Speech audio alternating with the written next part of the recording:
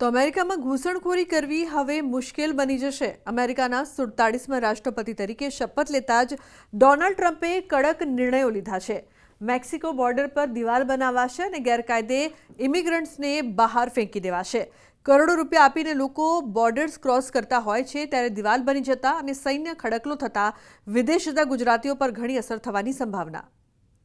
ભારતીયો માટે પણ લીગલ દરવાજા ખોલેલા, જેમ કે H1ની વાત કરીએ તો H1ના રિન્યુઅલથી માંડીને નવા H1 માટે ખૂબ સારું પ્રોત્સાહિત કર્યા છે। સાથે વિઝિટર્સ જે લોકો ફરવા માટે આવે એના માટે પણ ટ્રમ્પે ખૂબ સકારાત્મકતા દર્શાવી છે અને સાથે EB-5 એટલે કે રોકાણ કરવા માટે પણ લોકો માટે લાલ જાજમ પાથરેલી છે।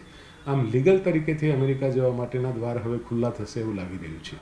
જે ઇલીગલ લોકો, આમાં આપણા ગુજરાતીઓ લગભગ 40% અંદર આવી જાય છે, એ લોકોને ચોક્કસ મોટી અસર થશે। અને જે ગેરકાયદેસર રીતે મેક્સિકોથી વધારે પ્રમાણમાં આવતા હતા, મેક્સિકો છે, હોન્ડુરસ છે, એ બધાની બોર્ડરો પરથી, તો એ બધી બોર્ડરો એને ઓલરેડી કટોકટી જાહેર કરી દીધી છે।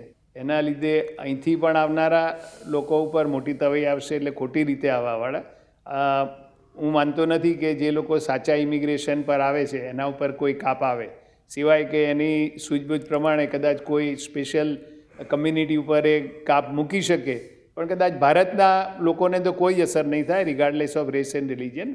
PM મોદી અને ટ્રમ્પની મિત્રતા સારી જ છે, પણ એનાથી ઇન્ડિવિજ્યુઅલ વ્યક્તિઓને ફાયદો મળે કે ના મળે એનું કોઈ ગેરંટી ના હોય, કારણ કે તમારે US જવું છે તો તમારે લીગલ પ્રોસેસ કરીને જ જવાનું છે। Visitor visa, student visa, L1 visa, આ બધા અલગ અલગ જે બી કેટેગરીઝ છે વિઝાની, એમાં તમે ક્વોલિફાય થાવ એ વિઝા લઈને જ તમારે લીગલ એન્ટ્રી લેવાની છે।